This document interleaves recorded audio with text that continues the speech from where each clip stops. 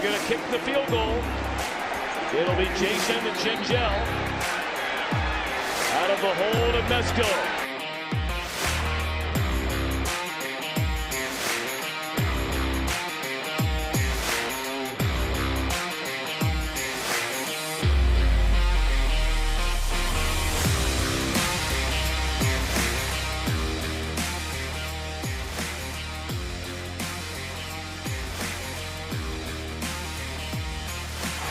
Good snap, good hold, and the kick is blocked. Appalachian State has stunned the college football world. One of the greatest upsets in sports history. Live from Chatterbox Sports Studios, it's Off the Bench with Thom Brennaman.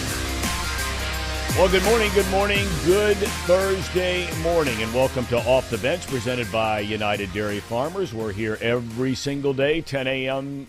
to noon. We invite you to join us Monday through Friday. Go to YouTube/Chatterbox Sports. Please subscribe, hit the notification switch so you know what's going on. All our clips come out, that kind of thing. You can follow us on social media. We can be found on Twitter, Facebook, and Instagram at Thom Brennaman TV. That's Thom Brennaman TV as in television. Many of you have elected to go the podcast route, and why not? Go to Apple, Spotify, Google, wherever you get your podcast. It will be there. Just look up Off the Bench with Thom Brennaman. Tracy Jones coming up later in the program today. We're going to do a little patting on the back today, if you will. A little self-promotion here, not for me, but for some others.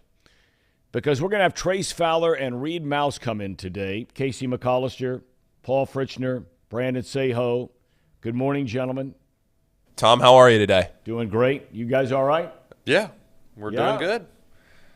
So tell us about this new show, Casey, this new show that is starting with Trace and Reed. We're going to have them come in the studio today to talk a little bit more about it.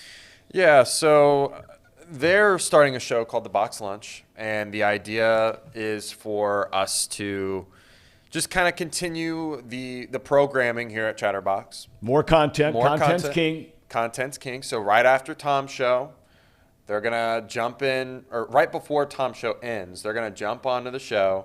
All 5, 6, 7 of us are going to be kind of just conversing about what's going on in the world. Then when your show ends, that's when the box lunch starts, okay. And that's when they're going to start talking about just anything in general. It can be whatever is on their mind in terms of scams of the day. That's one of the things that they're really excited about. And then they get into heated debates, the two of them. They're really funny. They're both very argumentative, angry guys. Yes. If you know Trace and you know Reed, they like to go at it. So it's going to be a really fun show. There's going to be lots of sports talk, but it's not just that. It's everything. Well, I would imagine a big part of their show, seeing the way they dress when they come in every day, has to do with fashion or something. Fashion trends, would that be part of the programming? Maybe. Reed's a fashionista. So he is? Oh, yeah. Have you seen the guy? Yeah. See the flannel he had on today, Tom? Is sweats fashionista? Maybe in this day and age, your generation, maybe. But did maybe you see the shoes that he was wearing with it? Did you see the shoes he was wearing with it, though? See, I don't look at – I mean, I know that's a really popular thing with the young people, the shoes. I mean, my wife ordered some shoes for our senior in high school son, and, orders like 3 at a time, send, a couple back after he decides which one. And what's the word you young people use? Drip? Yeah, the drip. Drip, right? And you got that drip? It's all about the drip. See, that is definitely not drip. This old school That's not drip. No. Break down drip for us, Tom. I'm going to break down drip for us. Let's start off the morning. This old school Cincinnati sweatshirt is not drip. This is a classic. No. That's not old school. Tom, look at your wrist. That is drip. Oh, yeah, what you're wearing right there. That watch is worth I've told you the story. This is a watch that is. I am a man of very few collectible, materialistic sort of pieces, any of that kind of thing. I'm just not into any of it. But my wife was working in the accounting department of the Arizona Diamondbacks. We were dating. She wasn't making any money. and basically saved up all her money and bought me this watch. So that's where we stand here now 20-something years later. Drip. Well, you guys say it's drip. This is drip right here. That's tired. That's called tired. I do like that word, though, drip. We're going to get you up to speed, Tom. I mean, I do like that word a lot. I have to admit. I think it's got a hipness about it, and I am a hip guy. I'm just not like, maybe a modern guy, but I'm an old sort of hipster. You guys are familiar with that word? Retro. Yeah. Hipster. Yeah, retro. You don't like the throwback stuff. I love the throwback stuff, but the vintage Cincinnati sweatshirt, okay, would be the gray sweatshirt with the red lettering across the front, little white trim that just says Cincinnati. It's simple. Or University of Cincinnati. So that's what you need. It's like that Ohio State sweatshirt I had, the gray one with the scarlet lettering, all it says with the white and black trim, Ohio State across the front, big league, retro, uber drip. There it is. Uber drip. So we got you on Stan yesterday. Now we got you on Drip. This all started, Stan is It's all coming up, Brennaman. That's a stretch. That's a stretch. All right. Bengals are back at it again today on the practice field. The game is Monday night football in Cleveland, Halloween. Place is going to be rocking. Desperation time for the Brownies, who stand at 2-5. Bengals tied with the Ravens atop the AFC North at 4-3. It's still a 3.5-point line, Paulie. It is. Yeah, it opened at 2.5. It's up to 3.5. The money's actually starting to come in a little bit more on the Browns now. The bets are still pretty lopsided in favor of the Bengals, but the money is starting. It was around 90-10 earlier in the week, but now as we've gotten on later in the week, it's started slowly to drift a little more money-wise toward the Browns. Still 2/3 for the Bengals, but it wasn't. It's not 90-10. It's gone from 90% now to 66%. Is that what you're saying? Yeah, money-wise. Yeah. Yeah. Well, that's a significant difference. Yeah. I'm just saying it's not 50-50. It's not gone to that 50-50 number. But it started now as the week has gone on and the line has gone up a bit to drift more in the Browns' favor. Okay. We'll talk more about this. Yeah, we got plenty of time. We got plenty of time today. We got Tracy coming up later. We mentioned that Trace and Reed will be coming in a little while. Already, Joe Burrow was the offensive player of the week, 2 weeks in a row in the AFC for Joe Burrow. Will he do it again this week? It's the final day of the month, Halloween. By the way, are you guys dressing up for the game? Are you going somewhere to watch a game and getting all dressed up, dolled up, dripped up? What? Well, that's what I'm Is that a term, dripped up? All right, drip. I will be getting my keys, and that's right. So your first night. Oh, that's a big night. That's a big night. I mean, big night on multiple fronts. We might have to get into that with a tracer today. Yeah, and because it's Thursday night football. It's Monday night football. I'm sorry, Monday night. I see the Thursday night football in the graphics, and that just okay. But Monday night, since it's Monday night football, I'll probably work the show Monday and then go to the meeting and start getting moved in. Getting moved in. Yep. And I'm probably, unfortunately, not going to have cable or anything set up at my house. No, nothing like that at the time of me moving in. So I'm probably going to have to go out somewhere to watch the game. Dressed up? You and your wife dressed up for Halloween? In my your wife to be, forgive me. In my best Jamar Chase drip that you'll ever see. Okay, but don't paint your face up, because all of a sudden that stuff shows up on TMZ and all that stuff. Don't do that. You don't want to go down that road. Don't want to go down that road. So you're going to dress up, though? Yeah, I'm going to I threw you for a loop there, didn't I? Yeah. You and Chairman Trudeau. He can get away with it. You couldn't. No. Right. But I fashioned the Jamar Chase jersey every Sunday, Thursday, and I'm excited for the game. I'm getting more and more confident. I smell the victory. Of course you do. And the fact that Trace is so heavy on the Browns just he is? Oh yeah. Oh. I mean, he's going to talk about it later, I'm sure. We won't. We'll let him speak for himself. Oh, yeah. I mean, our good friend and sponsor, John Burns from Encore, he just jumps on. He says the Robert Duvall line was, I love the smell of napalm in the morning. In your house, it's the smell of Bengal victory every Bengal morning. victory. Yeah. Yes. There you Are go. you dressing up, Paul?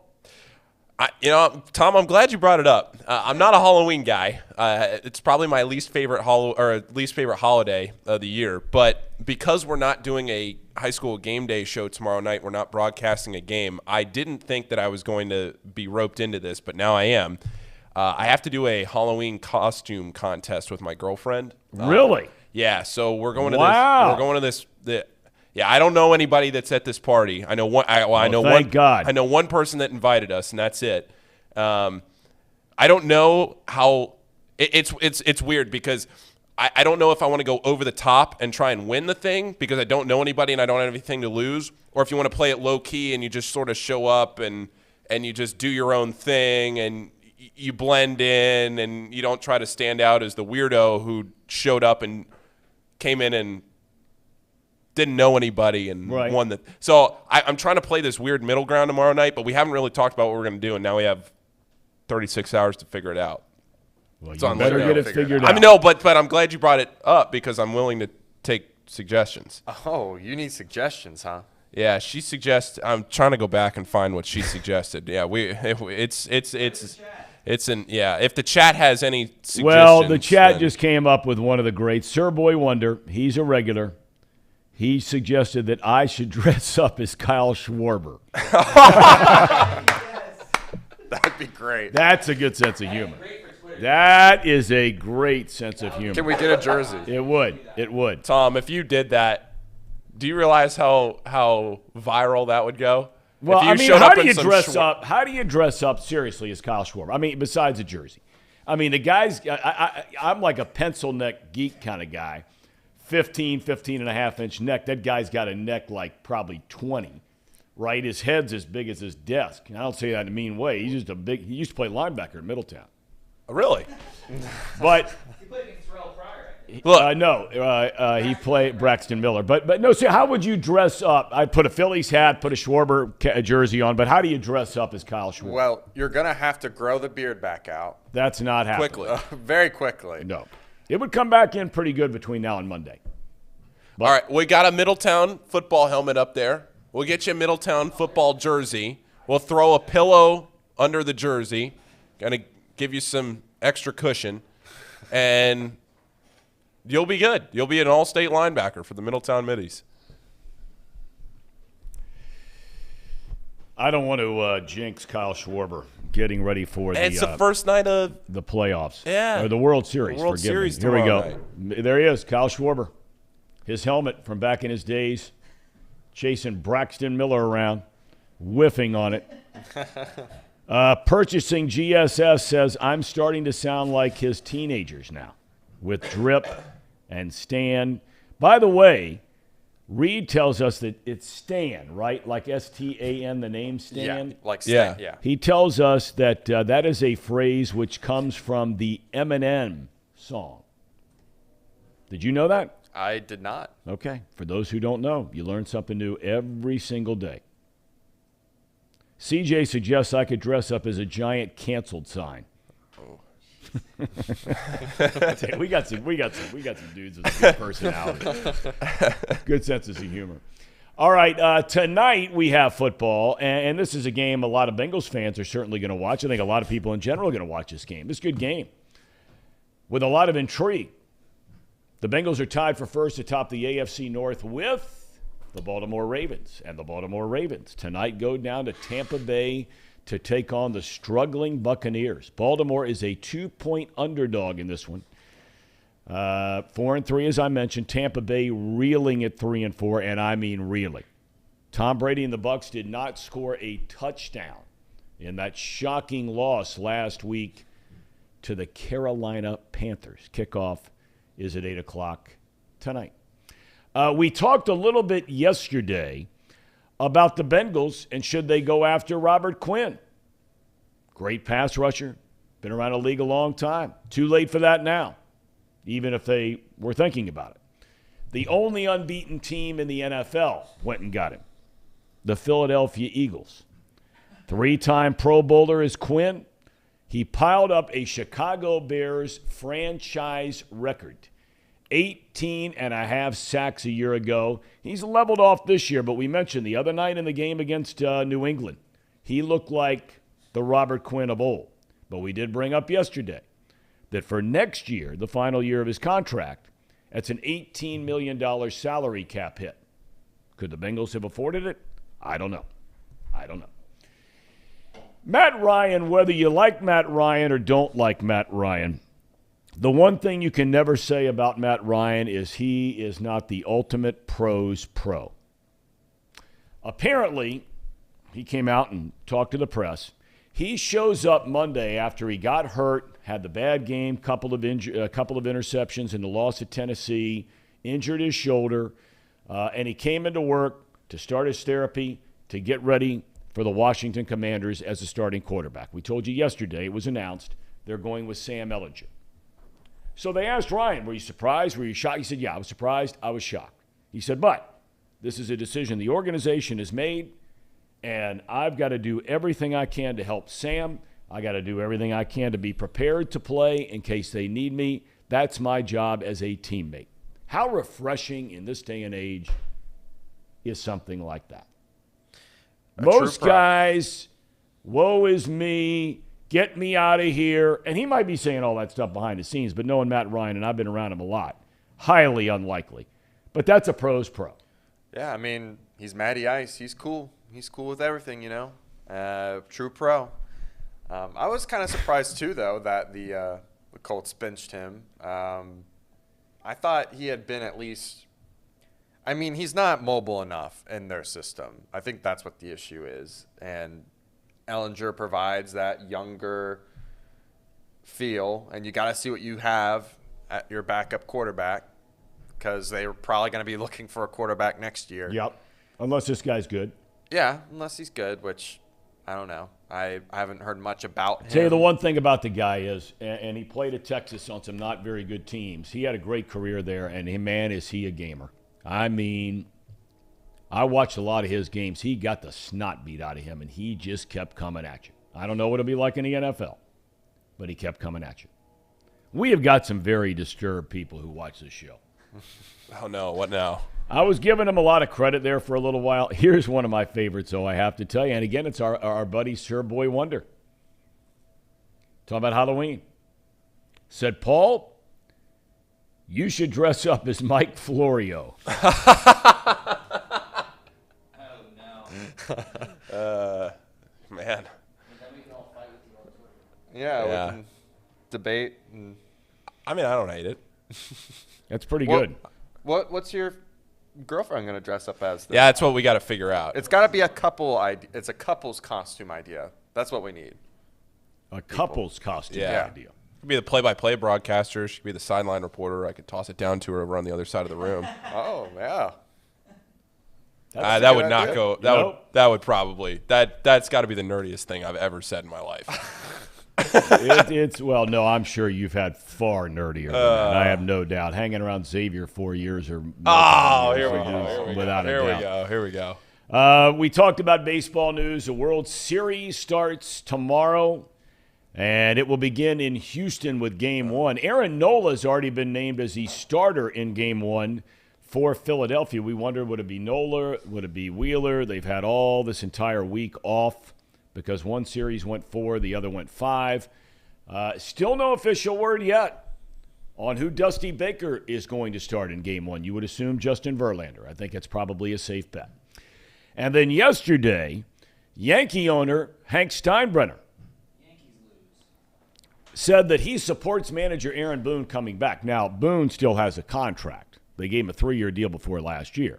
But everybody thought after they get swept in the American League Championship Series, the changes could be coming for the Yanks, whether it be Boone, the manager, or Brian Cashman, the general manager. Cashman's on the final year of his deal. Apparently both of them have the full support of ownership. You know, I always loved, and I have a lot of respect for John Heyman, a longtime baseball columnist in New York. I love reading his stuff. He's on his game. He's smart. He's informed.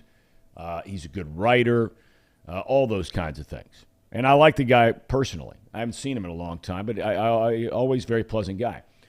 But, one thing, and it's easy for all of us to do this, and he wrote a column a couple of days ago that the Yankees should just go out and spend $300 or $400 million on payroll. I mean, you're up in the mid-twos, high twos for the highest teams right now. Dodgers, Yankees are spending a lot of money. Padres spent a lot of money. Philly a lot of money. Houston a lot of money. All the teams that are getting deep into the playoffs except for Cleveland.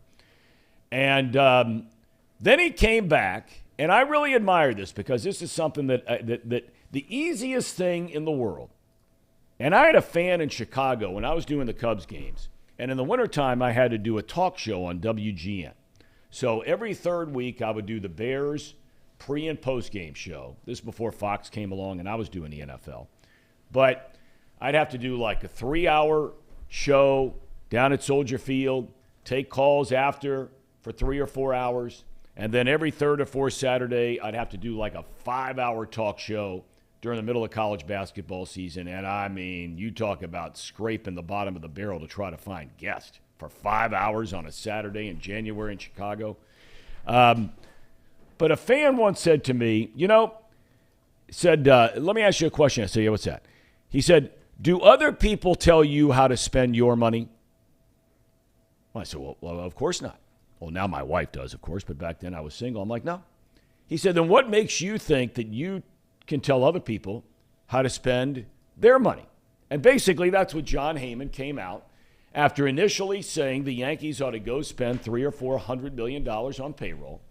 He came back the next day. He didn't totally walk it back, but he basically said the same thing. And I'm curious, fellas, right? We scream and yell at the owners of whatever team you root for here in Cincinnati, screaming at the Castellinis, right? Yeah. Screaming at Mike Brown, screaming at the lenders in FC Cincinnati about, go spend money on this, go spend. I mean, and every fan base does it from coast to coast all over the globe. How do you feel about telling other people how to spend their money? Man, I mean, it's a good question, right? Yeah, I mean, when you look at it like that, but to me, it's not the same as your individual spending. No, right? there's no doubt about that. Yeah. It's a public trust kind of thing. Yeah, it's like it's a company. Like it's something that someone has a stake in, an interest in. Maybe not financially, but they've been, well, maybe it is financially. You've spent money to go to the games. I think that makes it so then you have some sort of stake into a team, whether that's small or large, and you're out there rooting and supporting that team. I think you have a right to have an opinion on what to spend money on, but at the same time, when you put in your faith and trust into a team, it's not just the team that you have to root for. It's the organization. It's the people behind the scenes. It's the cook. It's the janitor. It's the whole organization as a whole.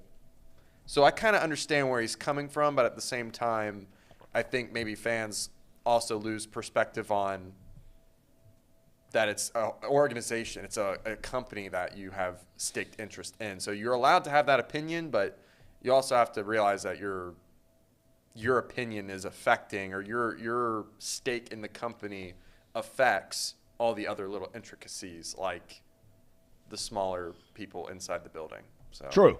Paul? Yeah, I think there's definitely nuance to it, Tom, because like Casey said, when you're talking about sports as opposed to pretty much any other business. And it's a public trust in a town. Yeah, and when you're talking about sports as opposed to really any other business venture or any other thing that you do in life, in sports, it's such a public forum. It's such a opportunity for people to have opinions on that doesn't matter in the grand scheme of life. Sports don't matter in life. Right there, it's not life or death. It's going out there and winning games at the end of the day. And so you spend all this money on season tickets. You spend all this money on beer. You spend all this money on food. You get popcorn. You get everything else at the park. And then in return, off of your investment into the team time and again over the years, you go to the park, you spend all this time.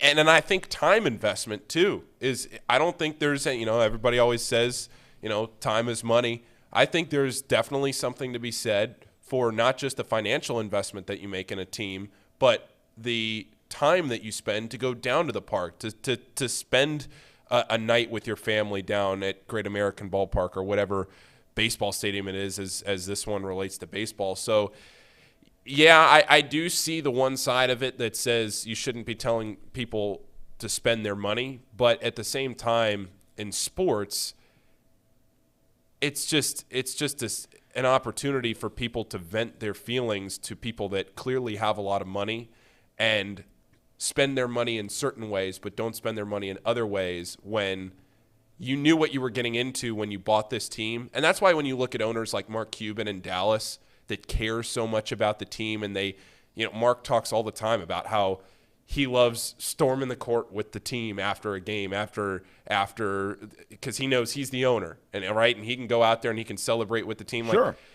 Like guys that own, or anybody, I say guys, anybody that owns a team and cares about the team gets a lot more public trust and a lot more wiggle room than people that just buy a team as a business. Look at Stan Kroenke, right? Well, I understand, but you say that, but then you talk about wiggle room. And the point is made by Andrew here that is a more than valid point about nobody would be yelling at Castellini to spend money if they were winning. They just want a better product.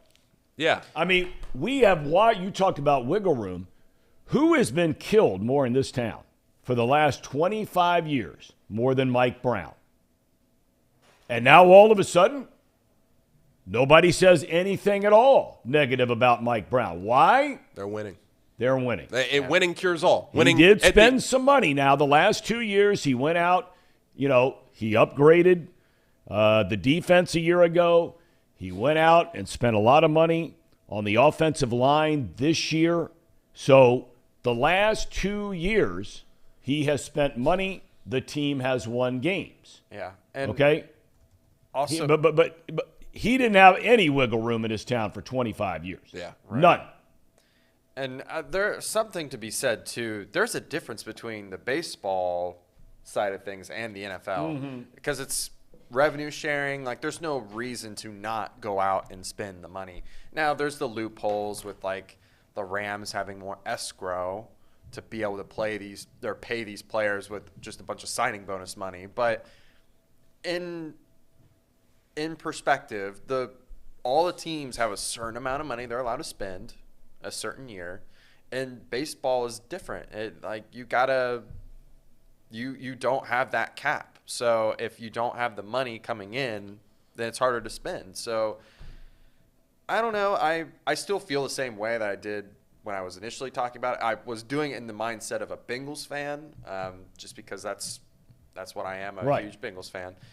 I do think there is something to be said, though, about the baseball perspective, though, because there is no cap. There is no, standard for which you're allowed to spend this much money a year. But here's the thing that bothers me, okay, look, we've talked about the whole baseball thing and about not having a salary cap. It's destroying the game, in my opinion. The Players Union is without a doubt the strongest union there is in the world. That's not an exaggeration. The Baseball Players Union is stronger than the AFL-CIO, stronger than the service industry union, the strongest union there is, certainly in the United States. Okay, let's maybe simplify it a little bit, cut it down here. But they're short-sighted. They're short-sighted by not at least opening their minds to the idea of a salary cap. Maybe you have a minimum all of a sudden that you have to spend to coincide with a maximum that you spend, maybe. But, the deal is on this thing, when you sit there, and see, that's what happens when you turn 59 years old. I mean, the things you were thinking about, they go right out the window. So the brilliant point I was about to make is somewhere drifting off inside of this Middletown Midi helmet. You think Kyle Schwarber, much like him chasing around Braxton Miller, it just drifted off. No, I got it. When people make this statement, well, owner X, okay, bought the team for $200 million. The value of the franchise now is worth $1 billion. That might be an absolute 100% fact that if that owner decided to sell the team, which that owner bought for $200 million and is now worth $1 billion, yes, that would be quite a profit to stick in your wallet. No doubt about it. But when it comes to revenue stream, when it comes to what are you spending, what are you taking in on any given year, okay, I don't think there is a ton of money being made at all by many of these smaller market or mid-market size franchises. I don't. I really don't think that these guys are making a ton of money year in and year out. Well, some would disagree with that, and we'll never know because the baseball owners do not open their books. So we'll never know. But it doesn't take a rocket scientist to figure out if the Reds are getting $15 to $20 million a year from local TV revenue, okay? They're sharing in the national TV money. Let's just say this is probably high.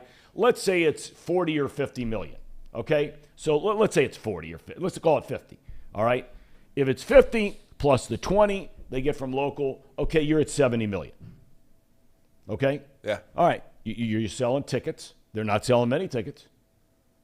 You know, you're splitting money with the vendor you're using there when you're selling hot dogs, beer, peanuts, Cokes, whole 9 yards, okay? So you get what I'm saying here now, okay? If we started just saying that, and then you have merchandise, I get all that stuff, and there's different revenue streams.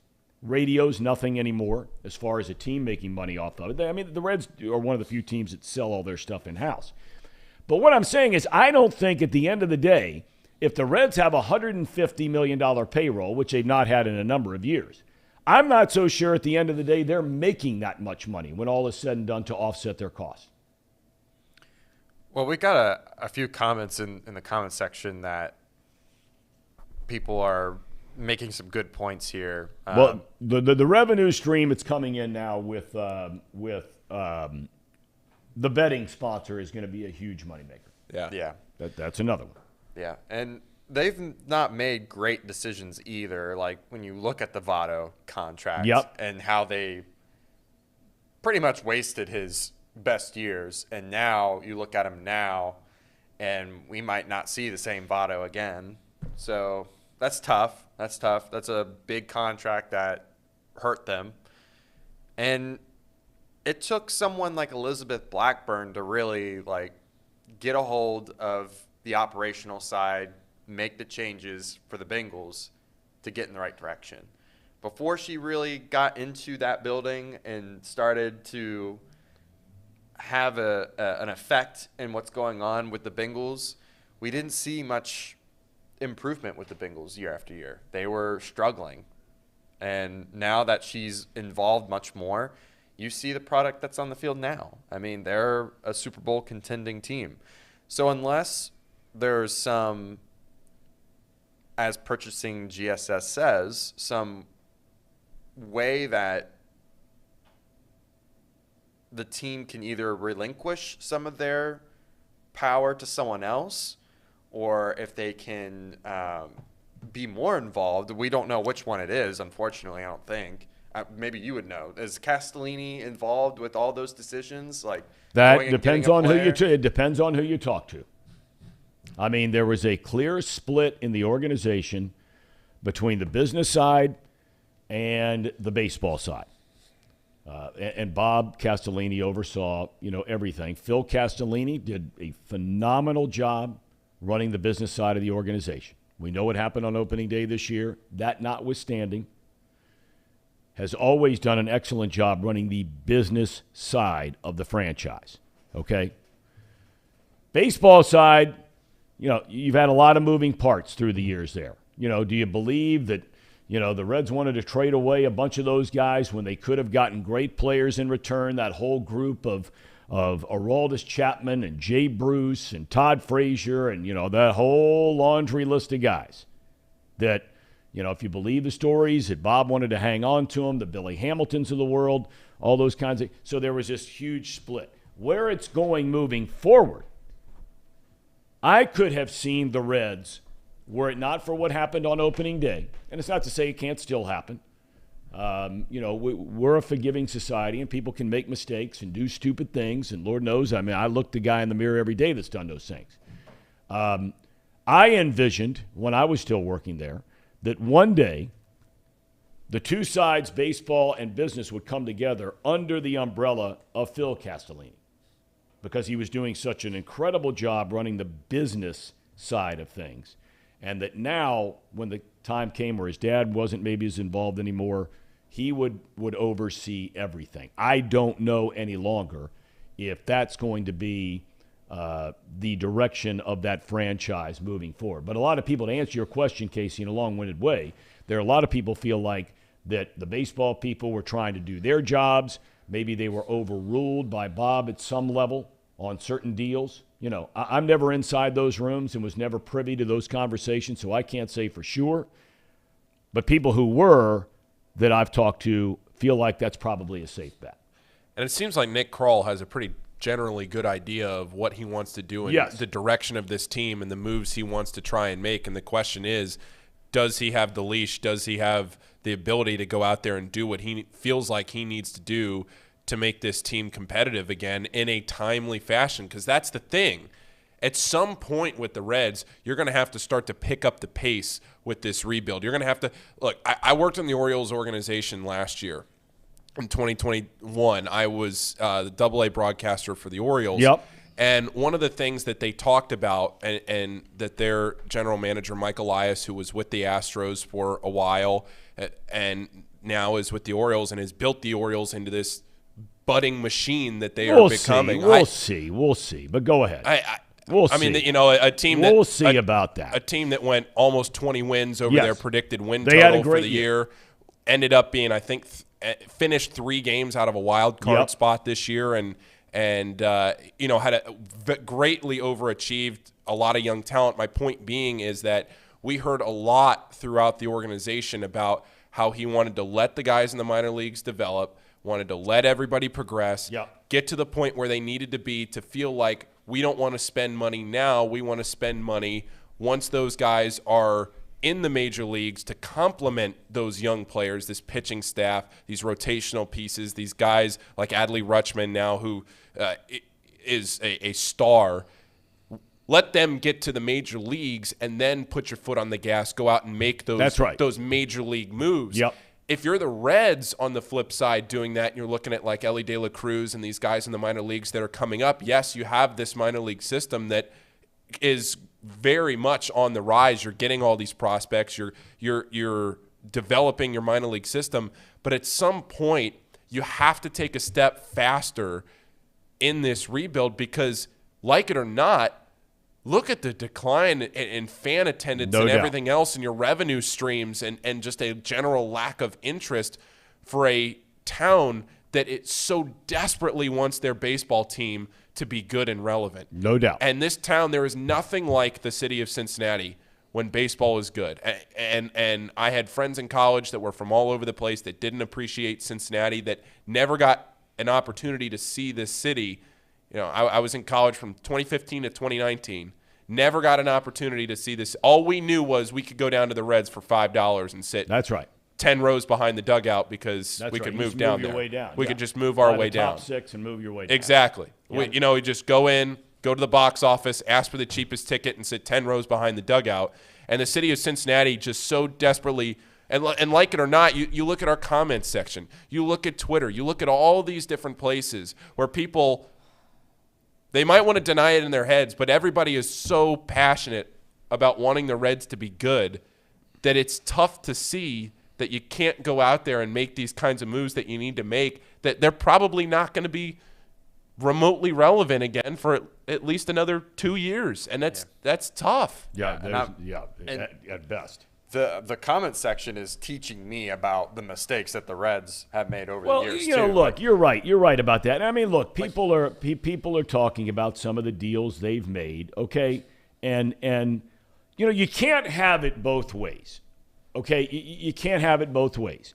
You can't scream for ownership to go out and spend money on players, and then when those players don't point out, and the stream here has centered recently about Mike Moustakas. Okay? Yeah. Moustakas was coming off a couple of incredible years with Milwaukee. And the Reds bring him in, great leader, had been on a World Series champion in Kansas City. They give him a fortune, and it has been a disaster. He's been hurt. He's been unproductive. They've got him on the books for another year.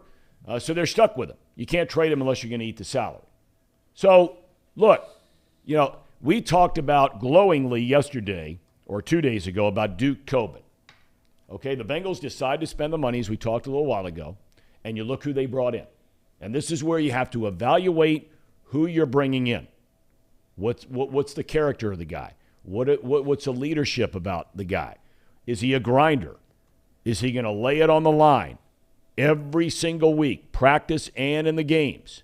Well, they bring in guys like Von Bell, Mike Hilton, Trey Hendrickson. All of those guys, Awuzie, they fit the bill of what I just said. And they've played to the contracts. There are times you will spend money on players, and everybody's screaming and yelling, spending the money, including me, spend the money. But the guys don't pan out. Who's to blame? Owner to blame for a bad contract? General manager to blame? Scouts to blame for bringing in the wrong guy? Over-evaluating a guy? I mean, this is like a gerbil going around and around and around and around in the history of sports. And the best people who win the most games are the ones who are smart in their spending. They do spend money, at least in baseball. You have to do it to win. And all the analytics freaks out there can sit there and start throwing crap at their TV screens in their basement. Because nobody's in the playoffs this year except for the Indians that's not – well, and the Cardinals were 14th in payroll. They were 14th out of 30. Okay, and then the Guardians were way down the line. But everybody else that's in it, they're spending huge cash. And you look at a team like the Phillies. They're the perfect example. How did they spend their money? Who did they spend it on? Did Castellanos have a great year this year? He did not. One of the worst years he's ever had in the big leagues. But they're in the World Series. And he's helped them get there. They paid Bryce Harper king's ransom to come there to leave Washington. Hits a home run in the 8th inning, sends him to the World Series. Let's take a break. We got lots to talk about today. We got Trace and Reed coming in a minute. We appreciate everybody who's online here.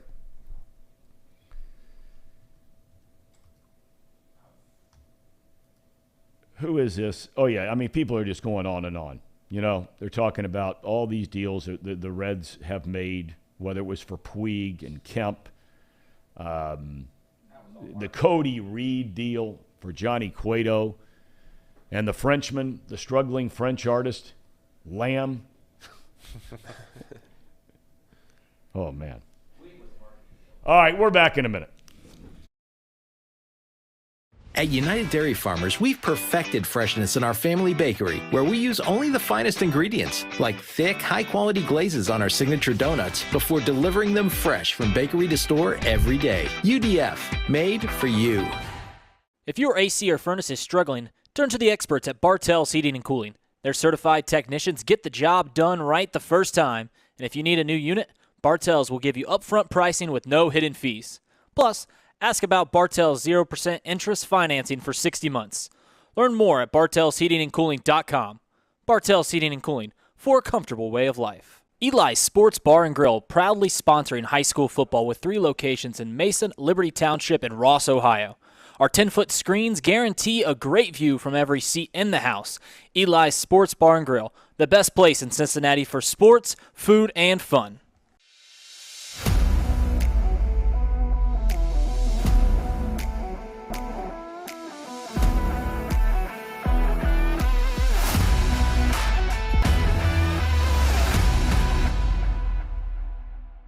Where can you turn when you're in pain? Turn where more high school, college, and pro athletes turn. Where your neighbors and weekend warriors turn. Turn to Beacon Orthopedics and Sports Medicine and get superior care on your schedule. That's the Beacon difference. Check out our fresh arrivals at Jake Sweeney Used Cars. Over 250 used vehicles weekly. All makes, all models. From economy to luxury, Jake Sweeney, the original used car superstore.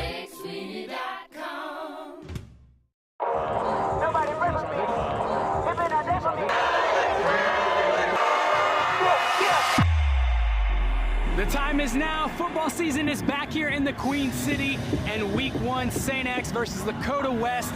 DJ Train here with Chatterbox. It's about to go down. It's our kickoff of our official tour. Every Friday night you'll see us. Let's go. 3,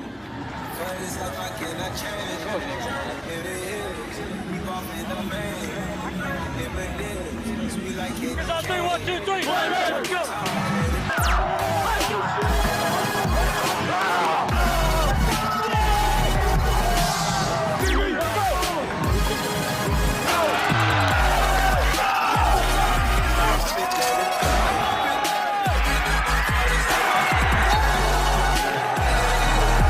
Man, I'm telling you, this game is going to come down to the first guy that says I've had enough. That's all it's going to take. One guy to say, you know what, I've had enough.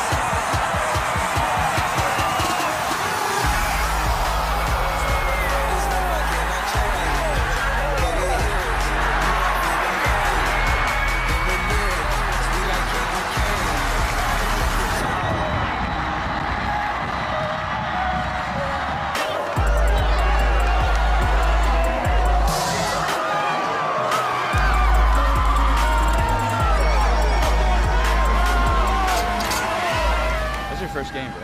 My first one. I mean, I couldn't have asked for a better first one because Dakota West struggling a lot throughout the first half and beginning of second half, and then Big time. it's a party, it's a party, it's a party.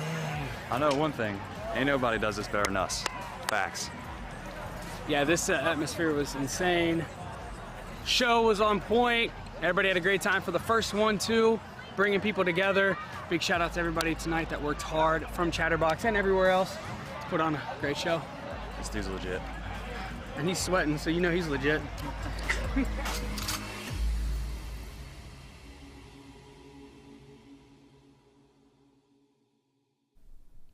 All right, welcome back to Off the Bench presented by United Dairy Farmers. Coming up here in a minute, you know, we love getting really the voice of the fan on this show, and we prove that to you, try to prove that to you each and every week. We have Zim Hude on a couple of times a week. We got to get his buddy Ace Boogie on here sometime.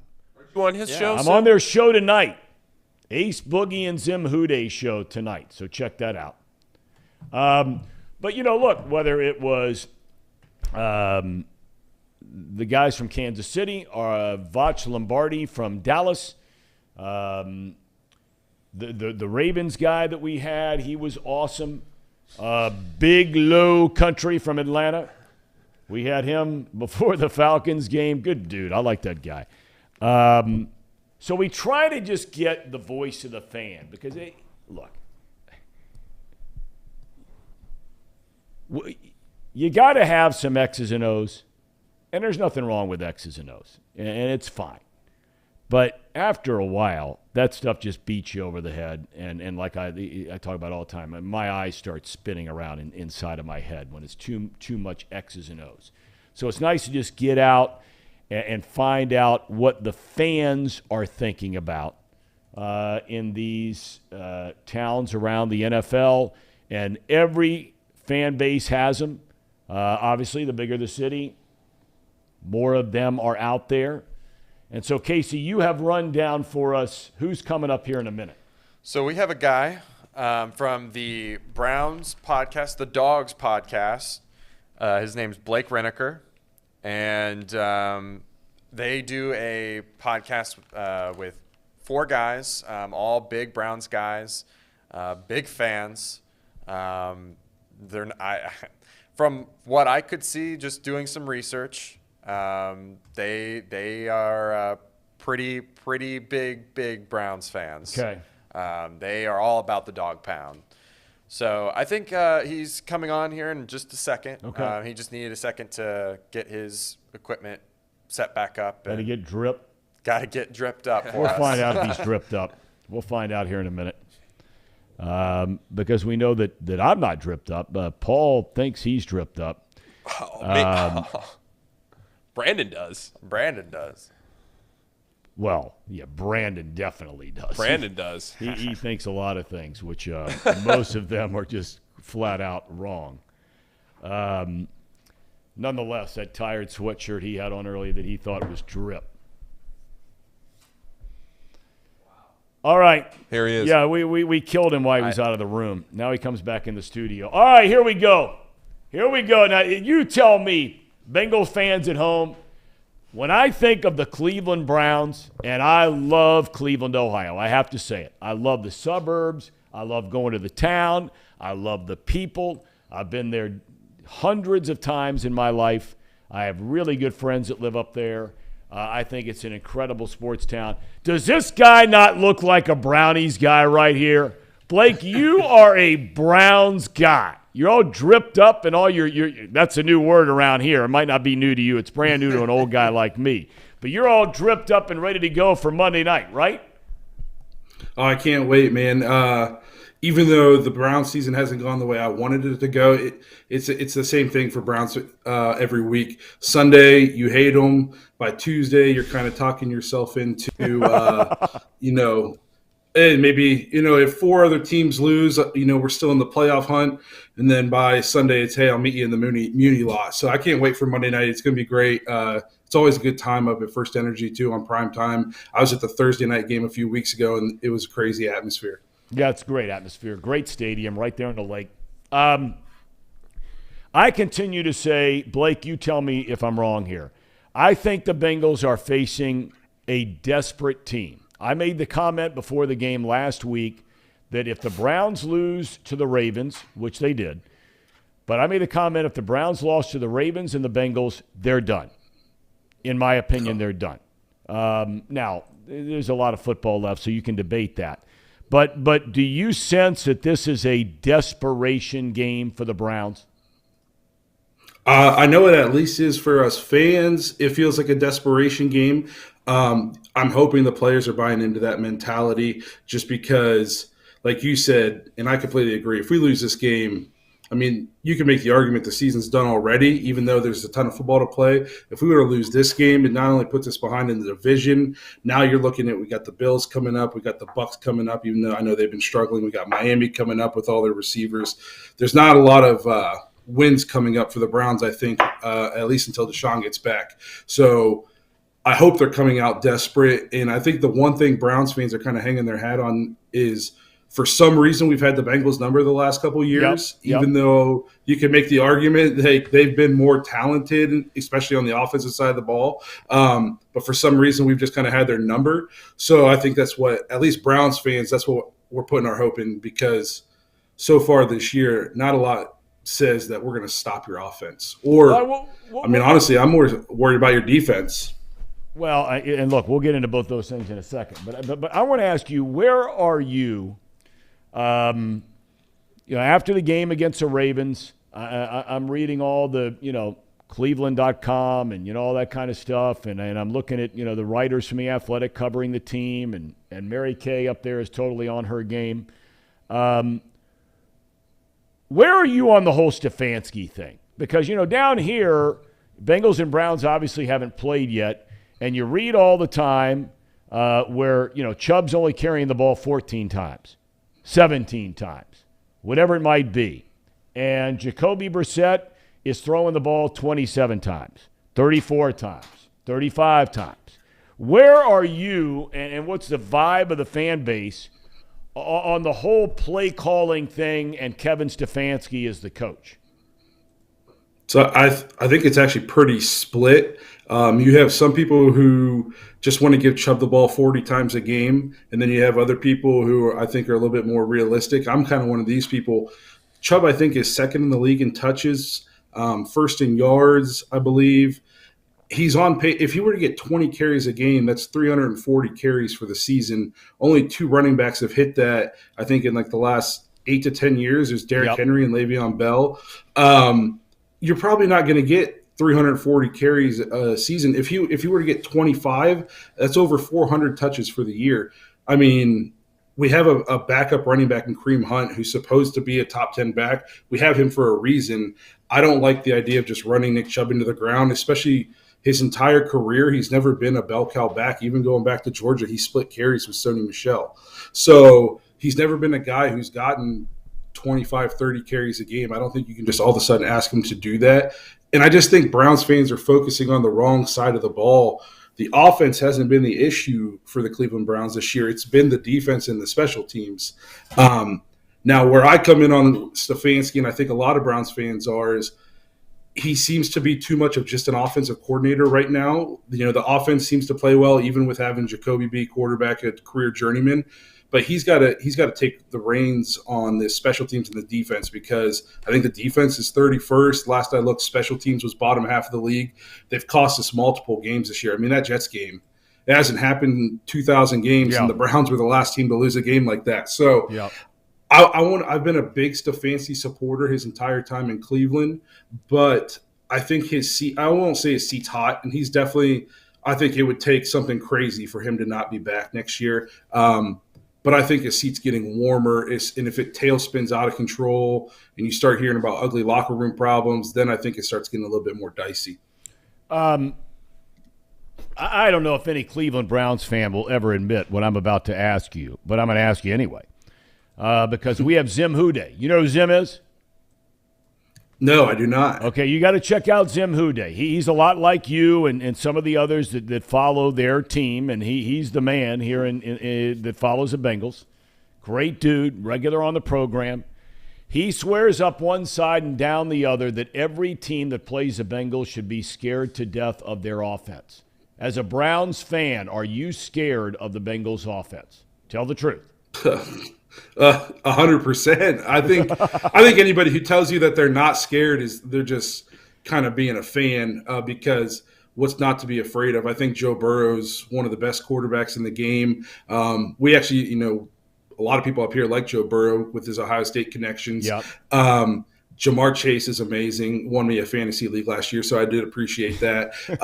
I mean, their third wide receiver would be at least a 2 on most teams in the league. And Joe Mixon's a good running back. So, and they improved the offensive line. And I think the Bengals, they started a little slow, and people were like, are they having a Super Bowl hangover? Well, the last month they've been clicking, especially the last couple of weeks. So I think we'd be stupid not to be afraid of their offense. Why do you say, I mean, around here we pay attention to it, the fact that, the Bengals have done something that hasn't been done in decades, and that's their defense has not allowed a second-half touchdown the entire year. 7 games they've played, they've not given up one second-half touchdown. And obviously you've taken notice of that up in Cleveland. Yeah, I think it's gone under the radar. And I was watching before you guys had me on about some of the guys you added, like culture fit guys that the Bengals have done, guys like Von Bell and stuff like that. Trey Hendrickson, I think, is extremely underrated at rushing the passer. He was a huge acquisition for you guys last year. And of all the things I'm scared of in this game, it's Trey Hendrickson against Jed Wills.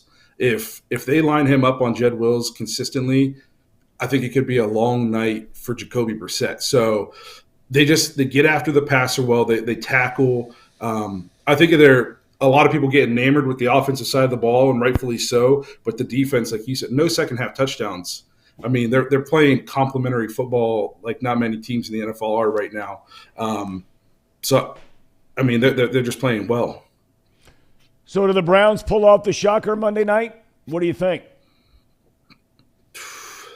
So the realist in me says no, but the Browns fan in me says, of course they're going to. Monday night at home, under the lights, Halloween. Desperate, got to get a win. Halloween, it's going to be a crazy atmosphere. They know, you win this game and you're still an uphill battle, but things are still alive. You lose this game and, you start thinking about next season already probably. So I want to say the Browns win a tight one. The defense comes out, plays well. I think a lot hinges on if Denzel Ward plays. He matches up decent with Jamar Chase. I think Jamar Chase even said in the offseason he was one of his tougher matchups. So if Denzel Ward plays, I think we can hopefully slow down the offense just a little bit and maybe win a tight one in the low 20s, something like that. Okay. All right. Hey, my friend, thank you so much for joining us last minute. We appreciate you checking your email. So thanks so much for the time, and have fun at the game on Monday night out in that Muni lot. That's big league lot to hang out and do some tailgating in. Yeah, it is. Thank you so much for having me. I really appreciate it. Absolutely. Great to have you with us. So there you have it.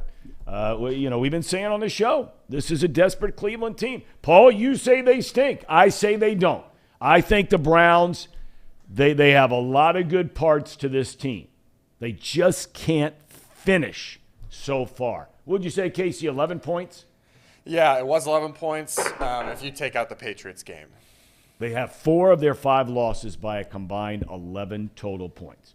Yeah. But you say they stink. They Paul. stink. They stink. I'm starting to be with them. They stink.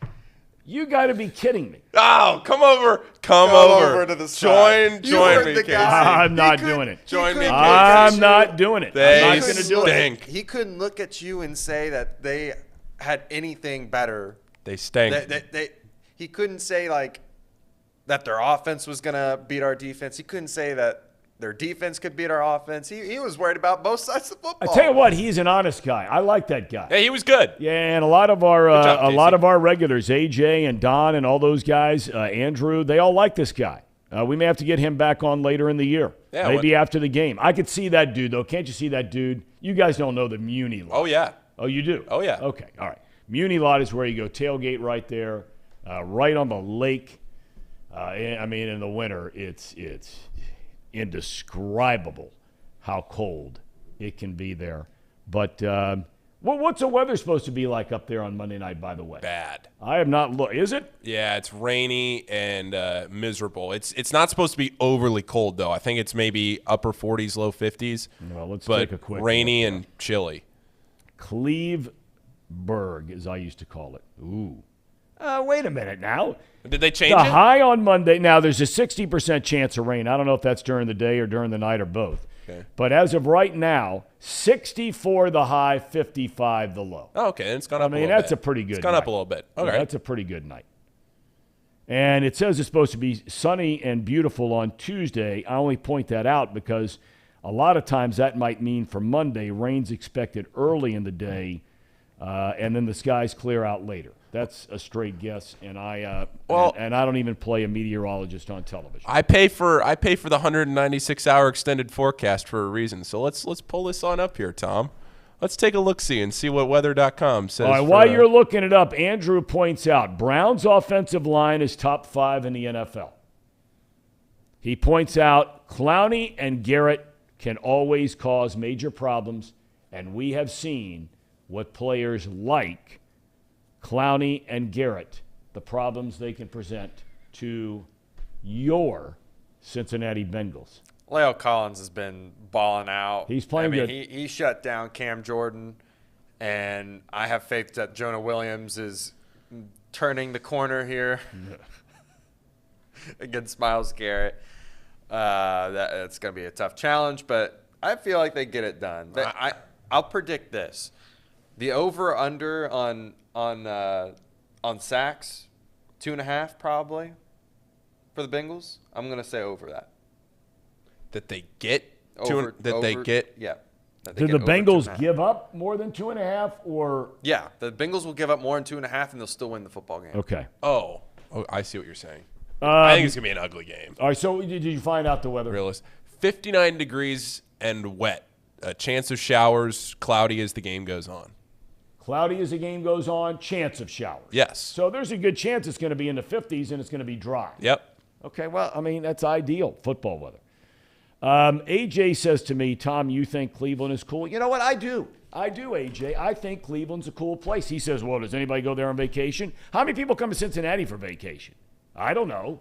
Maybe they come in to go to Kings Island, go to a ball game, whatever it might be. Wasn't it one of the Cleveland's got their suburbs in Cleveland, I have said for decades. West Side, you get into Bay Village and Westlake and Rocky River and some of those areas that sit right on the lake. You go east side, places like Chagrin and a little further out to Hudson and some of these places. These are some of the nicest, coolest suburbs that there are in any city in the country. Just because I live in Cincinnati doesn't mean, and it doesn't mean you have to walk around and badmouth Cleveland all the time. Okay? You don't have to badmouth them. Go up there and enjoy it. All right, we talked about Reed Mouse and Trace Fowler. They're coming in.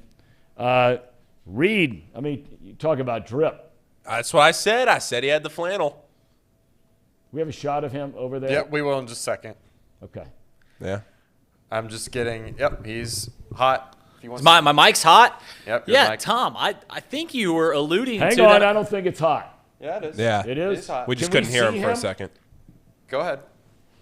Well, Tom, I think you were alluding early in the show that I don't have any drip. You're saying that I dress normally in sweatpants and stuff? You normally don't wear that. You have not worn those shoes any day that I'm not saying you haven't worn them at all, but I don't remember many days where you're walking around, and those are some big league shoes. I mean, this is what happens when you let your wife you just hand her a credit card and say, hey, I need some new clothes, and that's what happened. And I make the big bucks here at Chatterbox, so I can just give the wife the credit card and say, hey, give me some new clothes here. Yeah, there I am, right there. See, big he league is shoes. fellas. Reed is one of those guys. He's got the movie star good looks, handsome, of course, rugged sort of guy around him. Rugged look to him. And when he goes with this look he's got going now with the jeans, the T-shirt, the flannel like you talked about, Paul. Yeah. Over the top. I mean, he's got it going on. I mean, if he weren't married, that's a ladies' man, a rugged man. Woodsy. A Woodsy man. A man's man. Later, a man. You have any comment to be made about that? You have any thoughts of that? About what About I'm wearing? you got that's the look. You got it going on. Well, that's why I am married, because I was such a big catch. Number one bachelor in Hamilton for like 3 straight years, so had to be snatched up really quickly. That was in Hamilton Magazine. Yeah. Oh, the Hamiltonian. Hamiltonian. The Hamiltonian. Yeah. Trace should be here in a minute. He's having a meeting trying to get Chatterbox some more money. But I'll tell you what, guys. You were talking about the Browns and the Bengals on Monday. And what? You guys say the Browns stink? You guys. They say. Don't throw me in there. I think you were alluding to it, Tom. Oh. I'm just toying with you, Tom. All right. So we know. Okay, so go ahead. I'm just toying. Listen, I'm trying to talk because I'm a Bengals fan as well. I'm trying to talk man to man with both Paul and Casey here. I don't like where this is going. We don't match up that great. Oh, come on. Reed. I'm with you all the way here, Reed. Listen, the two game changers on Monday that are going to decide the game are both on the Browns side, Myles Garrett and Nick Chubb. Our run defense is behind without DJ Reader and Logan Wilson. And then, we haven't played a premier pass rush since all the way back in week 2. We played great pass rush week 1, lost. Played a great pass rush week 2, lost. And here we go again. Fact. You think, hang on. Wait a minute. Hold on. Address that last part, fellas. Address that last part about the Bengals have not faced even a moderately good pass rush since Steelers week 1, Dallas week 2. Fair point, right? That is a fair point, but I'm going to rebuttal and say, do they really have a good pass rush outside of Myles Garrett? What do you mean, do they have a good pass rush outside of Myles Garrett? Myles Garrett is a good pass rusher. How many more do you need? That's the only guy on their team that's good at rushing the passer. All right, let me ask you this. He's elite at it. Let me ask you this. Dallas has Micah Parsons and Dexter Lawrence, right? Mm-hmm. Yeah. Do you think that Clowney and Garrett are not on the same level as those two guys? No, I do not. So you're saying you think Dexter Lawrence is a far superior player than Jadeveon Clowney as far as rushing the quarterback? It's DeMarcus Lawrence. I mean, right? DeMarcus Lawrence, forgive me. DeMarcus Lawrence is, in my opinion, way better than Jadeveon Clowney. And Micah Parsons and Myles Garrett are on the same plane. Okay. But Micah Parsons has been playing much better than Jadeveon, but way better than Myles Garrett has been this year. And that's just a fact. Micah Parsons is elite, one or two top two in the league. Myles Garrett's not too far behind him. I mean, he's a top 5 pass rusher in this league, is he not? He's got 6 sacks on the season. Okay. Who does? Myles Garrett. Okay. Okay. Their next closest sack total is Jadeveon Clowney with 2. Yeah, he has 2, and he got those in September. Yeah. He got hurt. He's only played in 2 games since the 18th of September, and had a pretty good game against the Chargers, didn't get a sack, and then no stats at all against the Ravens. Been hurt. So, but he had 9 last year.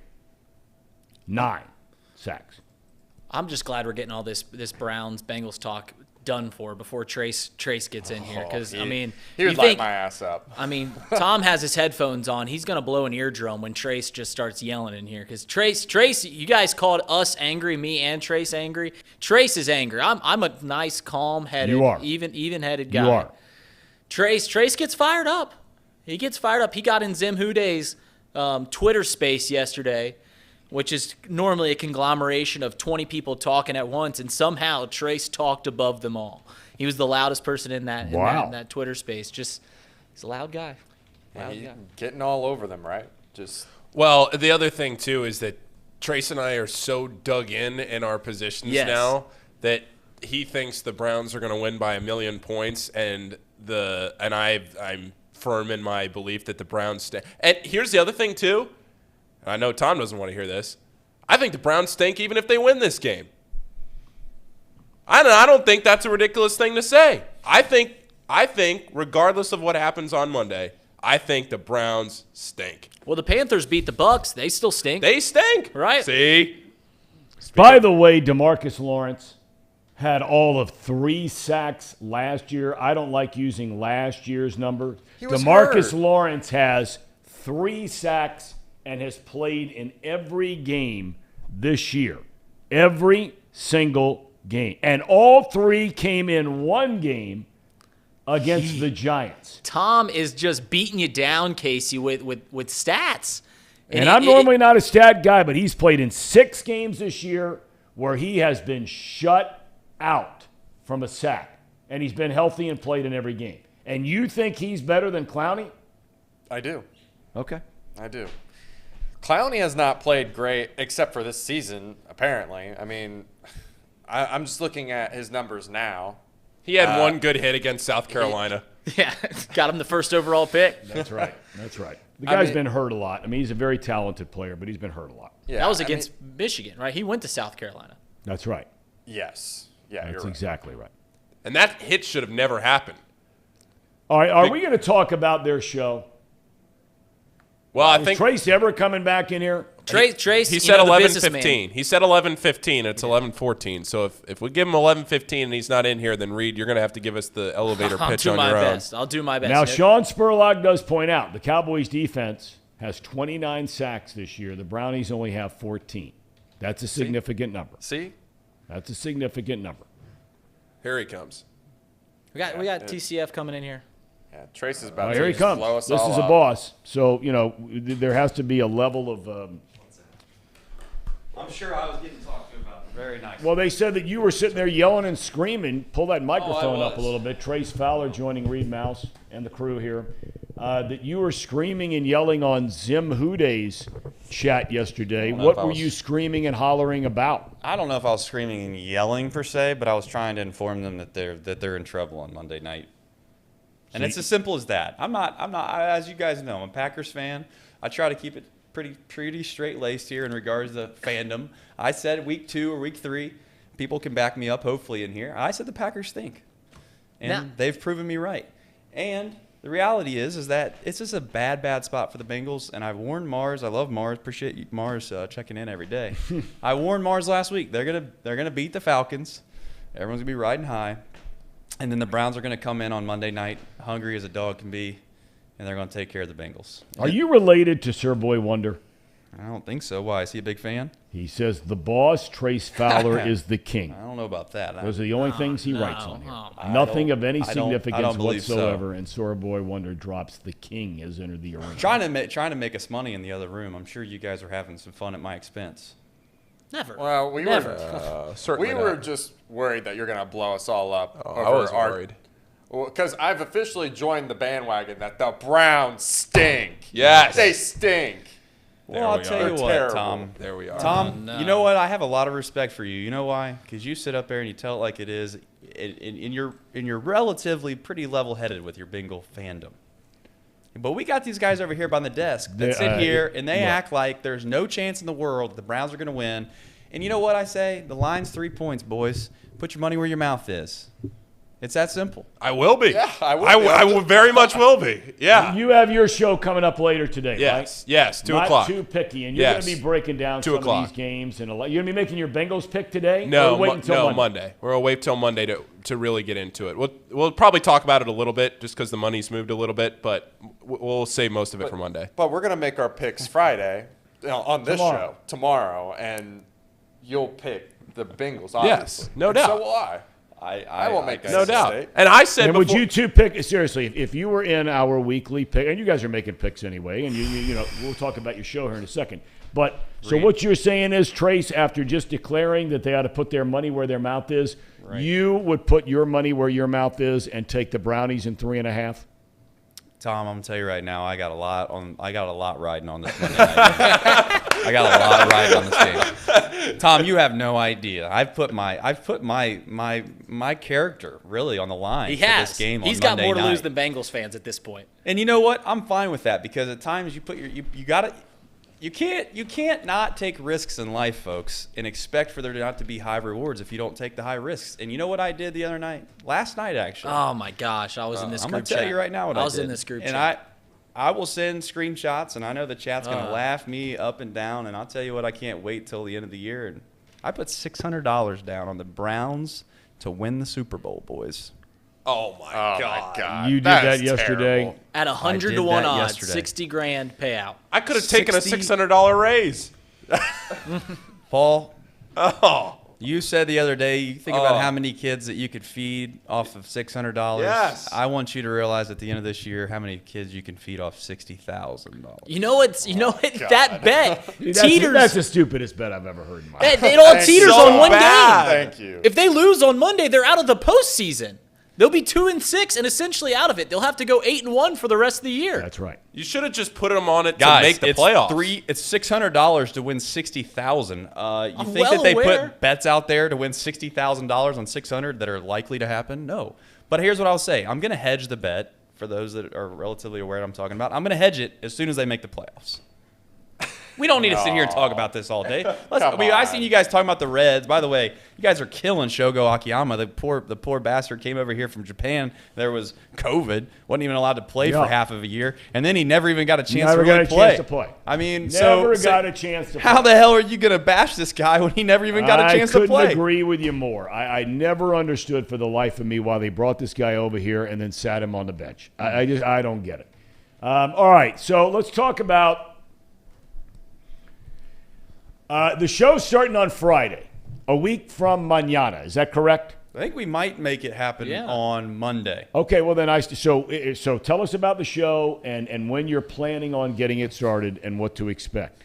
What to expect? We're going to try to make it the most interactive show that we possibly can. Right. Obviously, you've kind of morphed into this idea of interacting with the chat. Sure. And you're very much more involved with the chat than we first started. And like you've said, we're trying to figure out what people like. Right. And I think at the end of the day, people want to be interactive. They want to hear people's opinions, and they want to just talk sports and forget about the crazy life that we live oftentimes. And I think that, as you well know, this guy over here named Reed, you might think that I have a huge bit here with the Browns, and maybe I do. But at the same time, I think the Browns are going to take care of it on Monday night. But this guy has more ridiculous takes than anybody that I've ever seen. And you know what? He has reasons to back them up.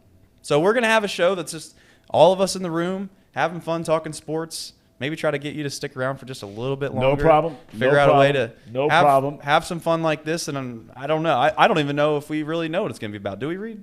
No, it's gonna morph, and just as Chatterbox has over the past 4 years that we've been doing this. We've been doing this for 3 years. I think. Well, this is our 4th year. Oh, okay. 4th year. Who's So been counting? 3 months in a couple months. You mean you keep a better calendar than I do, but it's gonna slowly morph, and we'll find our way. We'll find our footing, and we'll take the trail that it leads us down.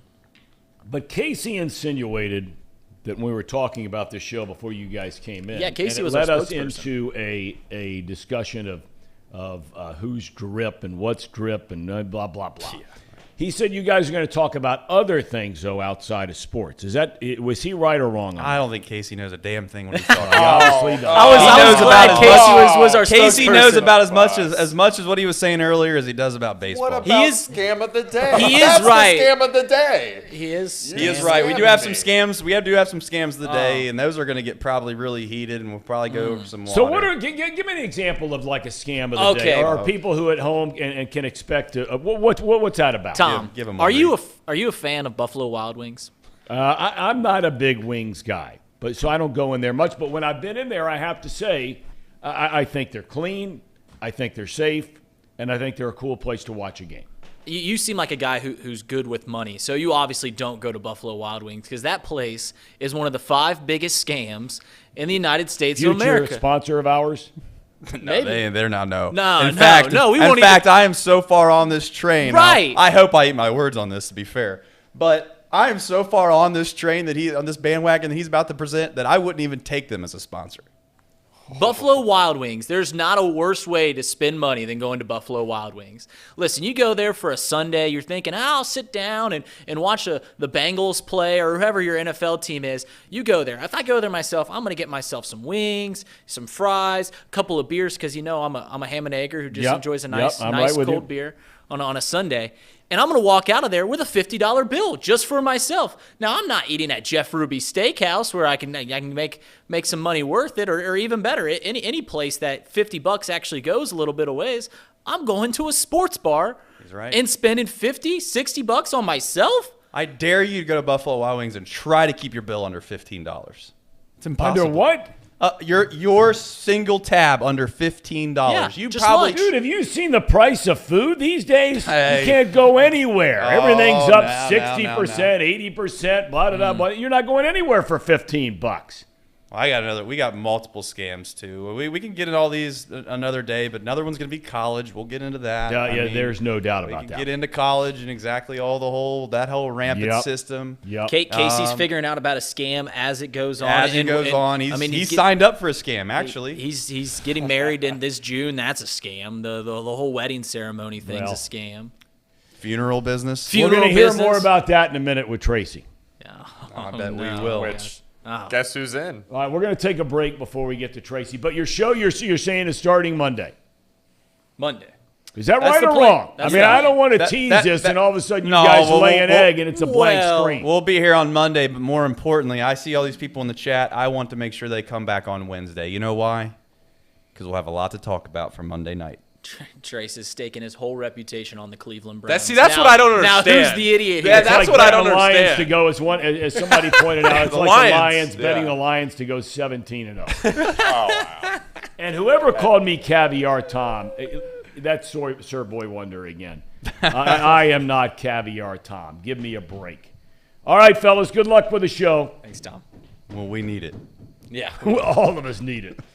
And Casey needs it here in a minute because his boy's coming on next. The Tracer in a minute. At United Dairy Farmers, we've perfected freshness in our family bakery, where we use only the finest ingredients, like thick, high-quality glazes on our signature donuts, before delivering them fresh from bakery to store every day. UDF, made for you. If your AC or furnace is struggling, turn to the experts at Bartell's Heating and Cooling. Their certified technicians get the job done right the first time, and if you need a new unit, Bartell's will give you upfront pricing with no hidden fees. Plus, ask about Bartell's 0% interest financing for 60 months. Learn more at bartellsheatingandcooling.com. Bartell's Heating and Cooling, for a comfortable way of life. Eli's Sports Bar and Grill, proudly sponsoring high school football with 3 locations in Mason, Liberty Township, and Ross, Ohio. Our 10-foot screens guarantee a great view from every seat in the house. Eli's Sports Bar and Grill, the best place in Cincinnati for sports, food, and fun.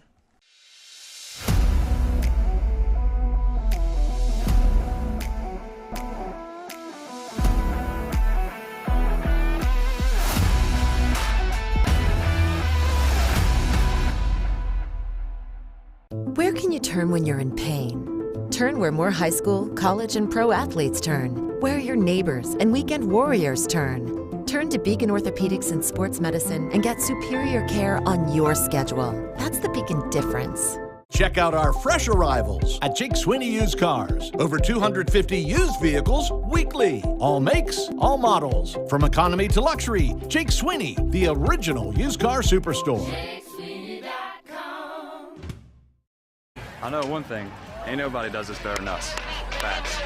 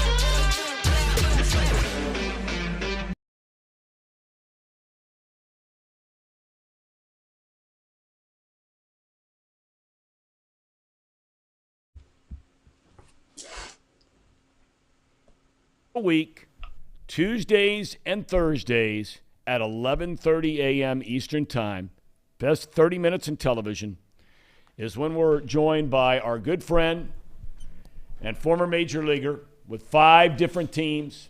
5 teams wanted this guy on their team. And that's Tracy Jones. Tracer? Once a major leaguer, always a major leaguer. I'm not a former major leaguer, so let's get that straight. It's kind of like a president of the United States. He's not a former president. Once a president, always a president. Same with a big league baseball player. Okay. Do you like being called a major leaguer or a big leaguer?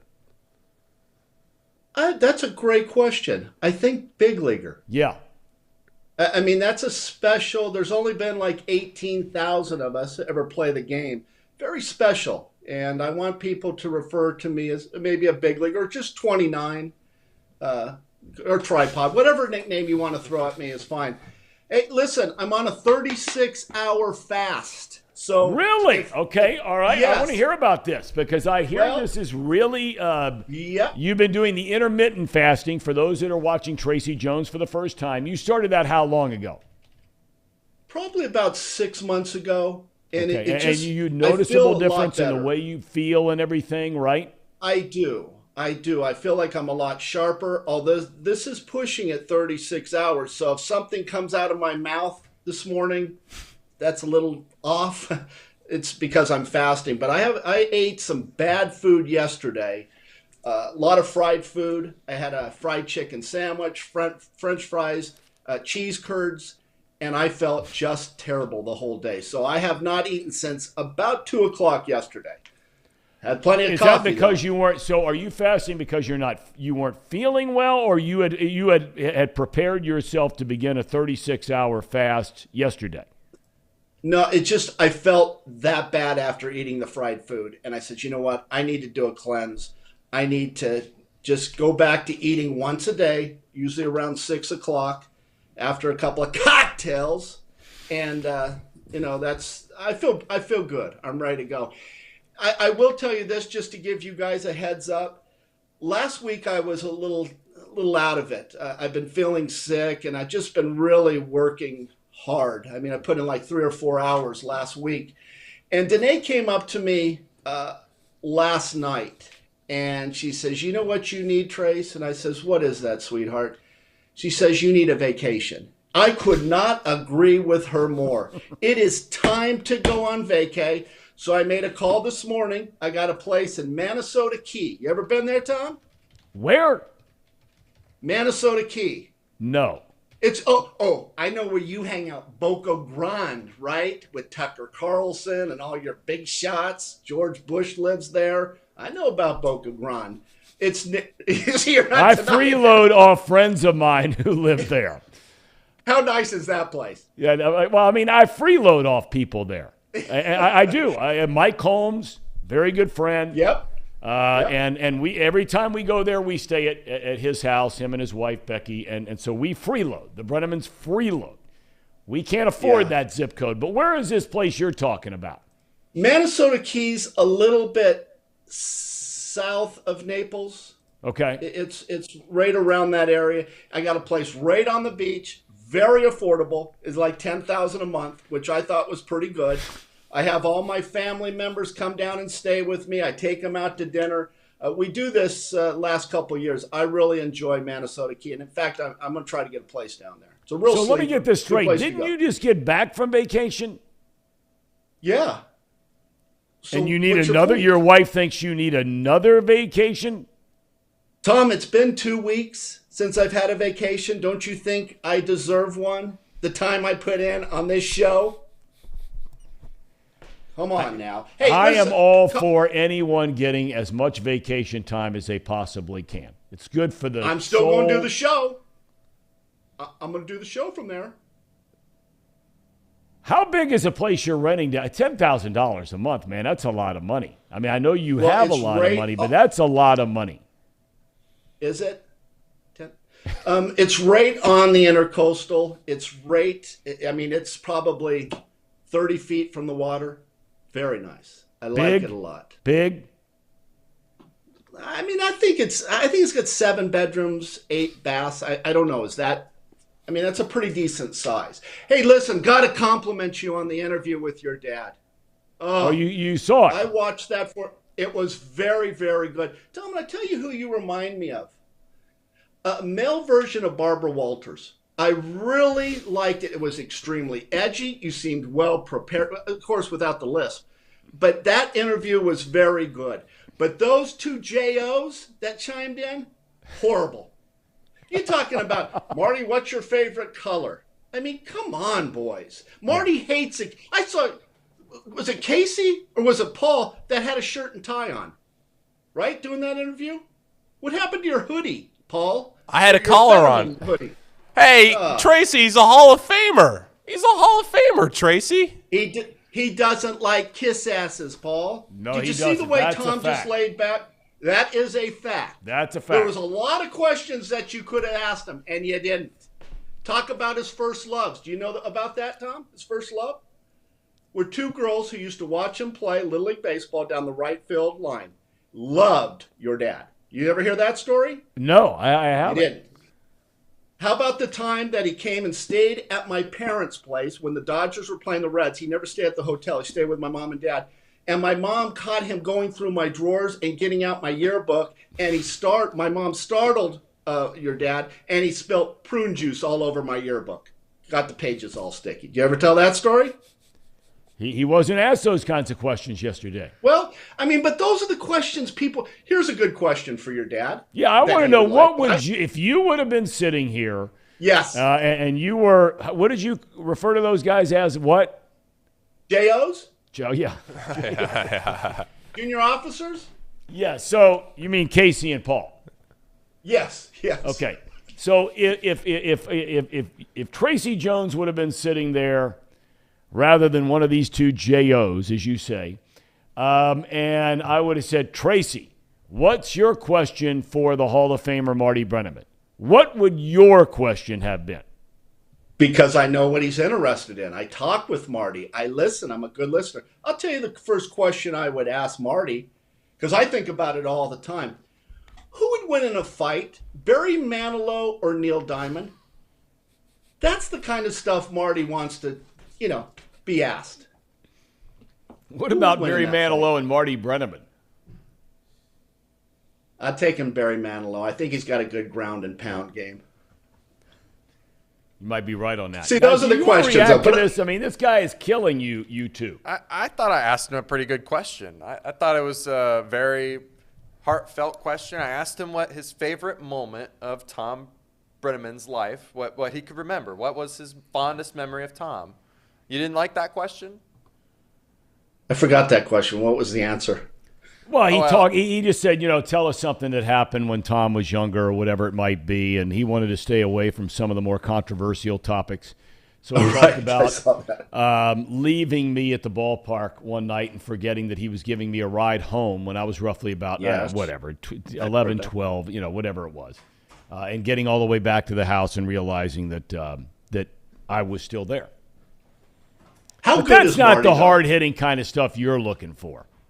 No, I want to know about there's so many questions. Marty's so successful. Did you ask him the question, did he think he retired too early? Because what I saw yesterday in that interview, that was peak Marty.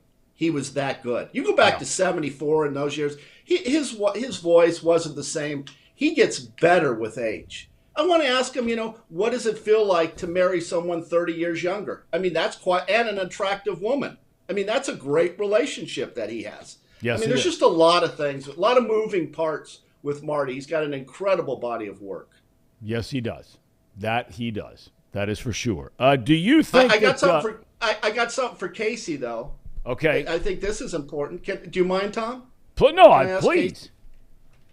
Casey, we are not signing a prenuptial agreement. That is off the table with your fiance. We are not going in that direction, okay? Okay. And the reason being is, one, she makes more money than you, right? Right. So when you end up getting a divorce, you could get spousal support. Remember that. For every 3 years of being married, you get 1 year of spousal support. So try to kind of spread it out a little bit. Don't get divorced too early. And just remember that. And don't leave the house. Tell her to leave the house because she makes more money. You'll stay in that nice home that you guys have. Got it. So, hey, speaking of, Tracer, we were talking about you, and you've given Casey marital advice, which now all of a sudden you're doing a 180 on. So I'm not sure we can really trust any of the stuff that you talked to him about. You talked to him about potentially being the host of his bachelor party and going down to points in and around Newport and so forth. Points.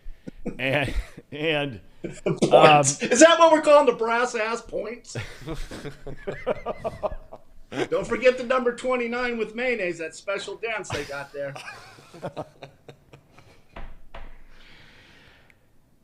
Tracy. It's a secret dance. Monday, Casey moves into his brand new home, which we discussed with you a couple of days ago. Yes. He gets the keys on Monday. Monday happens to be Halloween. Monday happens to be the night of the Bengals and the Browns playing on Monday Night Football, right? But this is Casey and his fiancée moving into their brand new house, their first night in this house. He wants to watch the football game. They're not going to have the cable or Amazon, or that's on actually ESPN. They're not going to have any of that installed in the house yet when they move in. What would you say would be the smart play here for Casey McAllister, considering it's Halloween? Do you dress up? Are you going to go somewhere and watch the game? Are you going to forget about the game entirely and just you and your bride-to-be have a nice first night in your brand new home together? What would you do? What would I do? I would have my wife dress up in something sexy and go in that direction. My wife likes to dress up. That's how she likes to be handcuffed and blindfold and all that stuff. That's those California girls. Casey, I'll tell you what you have to do. If you want to break in be a good neighbor, you need to hand out candy. That's what you need to do. Halloween is my favorite holiday. Are you going to be handing out candy? Or are you one of those that keep the door, that keep the lights off and then so no one goes and knocks on the door and get trick or treat? Yeah. Right? Little kids standing there wanting their piece of candy and you leave them high and dry. Yeah. And it's just Disgusting.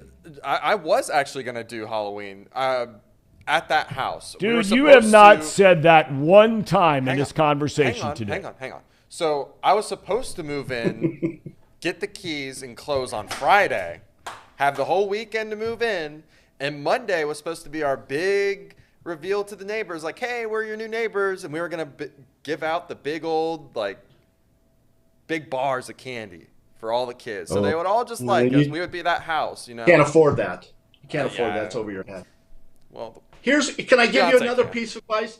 Yes. I'll tell you what my dad used to do for Halloween, and he loved it. He thought this was so funny. And you guys, I'm sure, will think it's funny. So the kids would knock on the door, right? And my dad would yell, Trace, go get the ice cream. Go get get the gallon of ice cream. And the kid would say, trick or treat. And my dad would take a big old scoop. I'd hold the ice cream. And my dad would put a big old scoop and just put it right in their bag. He thought that was the funniest thing. Now, the neighbors didn't think it was funny. And the parents got a little upset. But my dad be laughing here's your treat right there. Scoop of ice cream. Yeah, there's no way that's true. Oh, he did it. He did it every year. He was a real practical joker, my dad.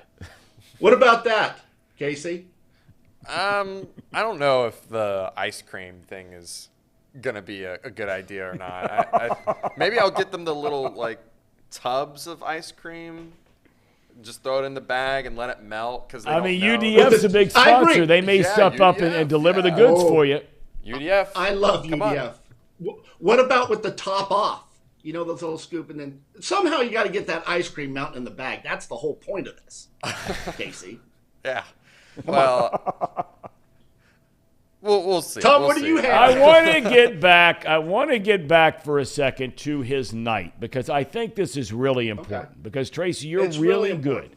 Okay, so you get your wife to dress up, and I'm assuming you probably think I'm going to take it now the next couple of steps, just questions-wise here with you. If they're going to hand out candy the first night in their brand new place on Halloween night, his wife needs to dress up. Casey's got to dress up too, right? If you're going to do that. What's he going to dress up as? Well, that's what I was going to ask you next. I mean, couples sometimes, maybe you and Danae, for example, have gone to Halloween parties or whatever it might be, where you both dress up. Casey had said something. You know who the Wiggles are? Who? The Wiggles? No. Okay. Is that his neighbor? Well, it might be. I'm not quite sure. But anyway, it's a band for little kids to watch. But anyway, so Casey was saying about dressing up as a Wiggle, so I didn't think it was a good idea because there's not a female Wiggle. But do you think he should dress up as well as his wife? I think I like Halloween, and I like dressing up. I always went as a flasher. That was very original for me. You know what I'm talking about, Thom, with the trench coat? That's where they carry a tripod. Yeah, you got that. Any chance for the tripod, he's coming out. But you got to dress up, Casey. Come on, get with it. Probably ease into that whole dipping ice cream in the trick-or-treat bag. Don't do that right off the bat. And maybe next year. Not just me, but Paul also has to dress up for a party, right? You're doing a party with your girlfriend. Yeah, I do. I got roped into going to a party tomorrow night for a costume contest. So I guess the winner gets something. I don't know what. So we don't have anything yet. We haven't planned anything yet because it's kind of last minute for me, knowing that I can go. Do you want to wear one of my jerseys, maybe? You think that would be a hit? I think it'd be a huge hit. And Paul, let me ask you, I've never talked about your situation. You're a guy I don't think you're pulling much wool. It's just my observation, just the way you have a girlfriend, fiance? What's your situation? So maybe I can help you out. Girlfriend, Tracy, girlfriend for 5 years. How many years? Five. Many years? How many girlfriends? How many? 5 years? 5 years, yes. Yeah. Tracer, seriously, okay, you and I are on the same page on this one. Paul, how old are you? 21? 5. Tracy, can you imagine having the same girlfriend from the time you were 20 till you were 25? Oh, hell no. I told you last time. No, girls are a dime a dozen. I used to trade out girlfriends every time I got moved up. Remember, I started with my high school girlfriend. Yeah, you went from Oregon, and you traded up to Vermont, and then you traded up to Denver, and then you traded up to the big leagues. Listen, not every girl that I dated was good looking. That girl from Oregon, remember Sloppy, big? Her nickname was Heifer. And I don't think that was right. She was a little overweight, but she was very nice. But anytime you moved up, Tom, you got a new girlfriend until you get big league wool and then kind of hit the peak. But you guys really should I can't believe you're going to settle down at 25. Tom, help him out. I'm not engaged yet. I'm not engaged. Paul, you and I both know, okay? We both know. You've been with, just give her first name. Lizzie, yeah. You ever heard That's of Lizzie a problem Borden? right there, Lizzie. Oh, well, why, Tom? Tracy, why? Lizzie? Yeah, what? I've never seen a good-looking Lizzie yet. Have you, Tom? One, I have. Yeah, one. Back when I was in college. Yes, I do. Yeah. All right, look. So what advice do you give? What advice do you give, Tom? Do you give any advice to these guys? You're a well, mentor. look. Here's the thing. You're a big okay, shot there. I can't. I'm not a big shot here. I'm not a big shot anywhere. My son, I think, occasionally thinks I'm a big shot, but outside of that, one of our two dogs thinks I'm a big shot, and that's our 14-year-old dog Penny, who just went blind in the last couple of years. Thinks I'm a big shot. Outside of that, not much. But, look, I have friends of mine in high school that dated, when I was in high school, that dated girls in high school that they married. One guy's still married. The other one not. But, you know what? I mean, guys that have the same girlfriend from 20 to 25. I mean, God bless him, but I can't relate to it. Can you? Well, you can't relate to it. I can't relate to it because we're pulling. We could pull even at our age, right? I mean, Paul and Casey are just happy. You know, they got a girlfriend. They can bring them over to mom and dad's house, that kind of stuff. But guys, I'm telling you, to settle down. You know, my wife waited till she was 40 years old to get married. Her first marriage. Danae was 40 when she got married to me. I was almost 40. First time I got married. You were? I was 30. Oh, I was 30, I didn't know that. 38, and became a dad at 40. Yeah. Wow. Yeah. You've lived a great life, Tom. You've been very lucky. You were president of your fraternity, weren't you? We've been down this road. If you're tired. If you're really tired. To tie a ribbon around Casey before I ask you about a little baseball with the World Series starting tomorrow, the last part of this equation, which you have not addressed, is the football game. Casey is a hardcore Bengals fan. Your fiance is too, right? Yep. Okay. But, Tracer, you're one of the great romantics of all time. There's no doubt about that. You have been a man of romance. You proved it down in Cancun, even at your age now, decorating around the bedroom in your hotel room in that 6-star resort with the heart-shaped balloons that you decorated all over the room. So you're a romantic guy. Are you spending your first night, if you're Casey, in your brand new home, are you watching any football that night, yay or nay? I would do whatever your wife wants to do. Okay. Casey. Okay, let's get off to a good start here. Crack open the old Milwaukee, have a 6-pack there and maybe some chicken wings. You were talking about that chicken wing place. What was that place you guys were talking about before? We weren't talking about it. They were talking about it. Buffalo Wild Wings? Yeah, what is that? What do they serve? Oh, it's a terrible place. It's a terrible restaurant. Yeah. It's a scam, in fact. Okay. Yeah, I've never been there. I don't know what you guys are talking about. Oh, you wouldn't like it. But Casey, get off to a good start. Now, do you have furniture? Can you afford furniture yet, or are you still waiting on that? So I am buying some of the furniture that the previous homeowners are leaving behind, and I am also inheriting some hand-me-down couches. So it's not going to be all even right away, but I got some stuff. Yeah. Describe? I just trying to get a visual. Now, do you have granite countertops? I hope, or are you cheap ass and got Corian? I'm not sure what they are, but they look like marble. Okay. Wow. Appliances? Do you have Viking? Viking? No? I'm not too sure, honestly. But everything is nice and white. I'll have to send you the house, or maybe you should just. Here's what I would do. Housewarming party. On a serious note, I'd get myself a dog. You know what? Right, now, on a serious note, that is a great point. Yes. You guys do need to get a dog.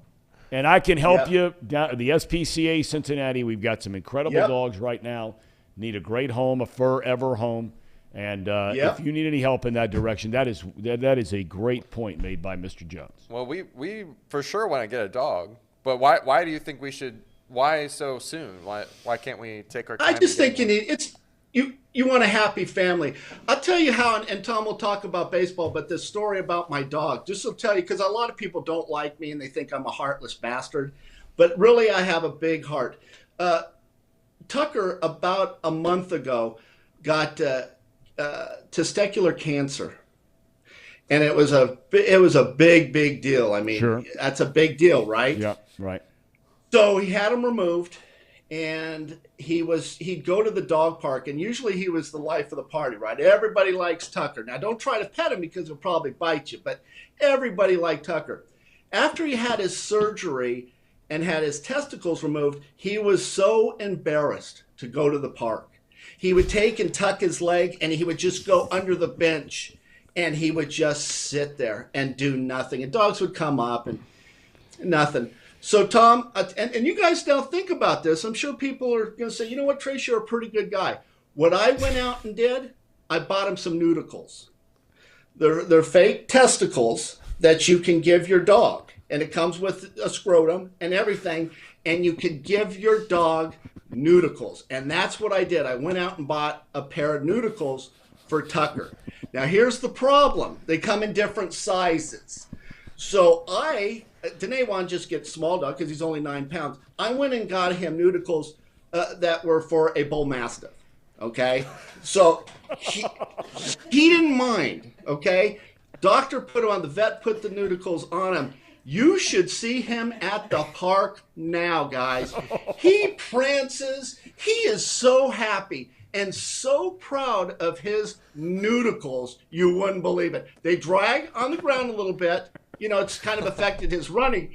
But I tell you what, that is a happy dog, and that's a great dog owner, what I did for Tucker. Now, here's what's something. He is the most popular dog at the park. The female dogs are all over him, right? All over. There's even a couple of male dogs that are, I don't want to go there, you know, not that matters, but there's even a couple of male dogs interested in Tucker now. So just thought I would tell you that story. Do you feel different about me now, Thom? That might be the single most ridiculous thing I've ever heard in my life. Why, that I spent $5,000 on nudicles? You have such a big heart, Tracy. You just care so much. Selfless. Selfless. What are they called? Nudicles. All right. We'll have to get some video of Tucker. Large. Because Tucker, we got to get some video of Tucker in and around the dog park. All right, look, before we let you go, I want your World Series prediction that begins tomorrow night. Game 1, all the momentum. Uncle Mo, as we like to call him. Uncle Momentum is riding with the Phillies. But now all of a sudden, Tracy, they've had a week off. Do you predict they carry this into the World Series, or do you think Houston is just a better team? I think Houston's a better team, but sometimes your knowledge of baseball and sports, I don't know, it's through osmosis of just being with me, but you're making some great points, Tom. And your point was they lost the momentum, having a week off. That's very important, right? You're on a roll. Harper hits that game-winning home run. People are going crazy. Now we've got to settle it down. You lose your momentum, and then the momentum in baseball is the guy who's on the mound. That's where you get your momentum, right? And you've got Verlander, and that's. And you got Aaron Nola on the other side now. I mean, Nola and Wheeler. I've said all along that outside of Scherzer and DeGrom, that Nola and Wheeler were the next best 1-2 punch. Really? On any team that was going into the playoffs. That's my opinion. I thought they were much better than you go down the National League team, much better even than the Atlanta starters, better than the Dodgers 1-2.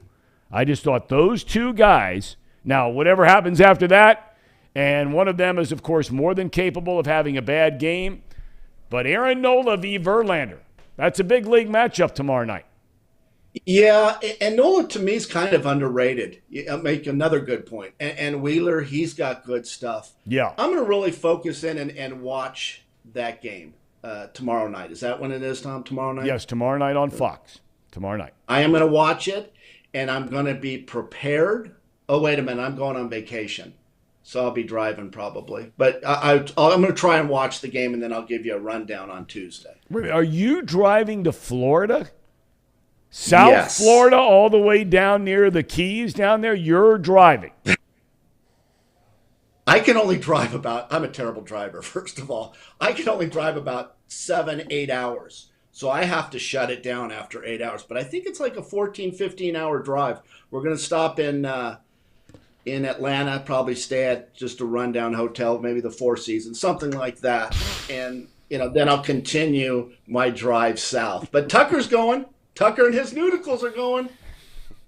Boy, he'll be the life of the party down in Florida. Oh, yeah. He's going to be walking those beaches just a swinging.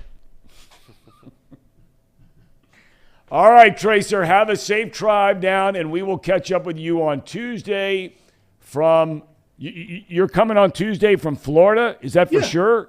Yeah. Minnesota Key. I'll give you a good – I'm all about – the visual, right? I've always got my visual stuff. I'm going to be doing it. I'll give it, you can see the beach and see the nice water. Very, very nice. And maybe I'll even give you a view of the noodles. I don't know. Tracer, have a good weekend. All right. See you, boys. Have a good weekend. All right. There you go. Casey, I mean, you are dialed in every turn. Tracy's got your back. Yes, he does. He's always there for me when I need him the most. He's always got the right thing to say. He really does. He's always got something to say. It's the right thing. He really does. And you know what? I feel good after hearing what Tucker had been through. I'm glad that Tucker's in a better place now. All right, do we have a cherry on top? We were just looking for that. I don't think we do today. Not today. We're holding on to something to show you maybe Friday. Really? Well, maybe. Well, Tracy Jones is our cherry on top every single Thursday, presented by United Dairy Farmers, because he is like a cherry on top of your day. Yeah. You boys are dialed into the football game tomorrow. Oh, wait, before we get out of town, this is our cherry on top. Okay. Because we always pick teams in the AFC North. So before we get out of here, which is 2 minutes ago, Paul, your show's coming up today at 2, right? Yes, for anybody watching, our sports betting show here at Chatterbox Sports, 2 p.m. today. Will be live right here. You can watch it just like you're watching this right now, live at 2 o'clock. Okay, and real quick, what's the spread we're going with in this game? The spread. Last I saw it was 2. I think it's Tampa, a 2-point favorite. I think it's a 2 or 2.5. Well, which is it? I'm waiting to see if it changed. I got it right here. It is 2. You're right, Tom. 2. All right. Tampa is favored, giving the Ravens 2 points. The game is in Tampa. Casey? So, of course, I wanted to see for myself noodles, right? I wanted to check them out in case my dog needed some noodles. And guess what? They have a website. Here's the cherry on top. Here's the cherry Oh, my God. top. There's even some music that played in there, too, but I had to mute it. Copyright reasons, but. Oh, my God. It's, See, we always come through with a cherry on top. Yeah. Always come through. Good job, Casey. Okay. So if you, all if right, your pet all needs right. it, then All right, what's your pick?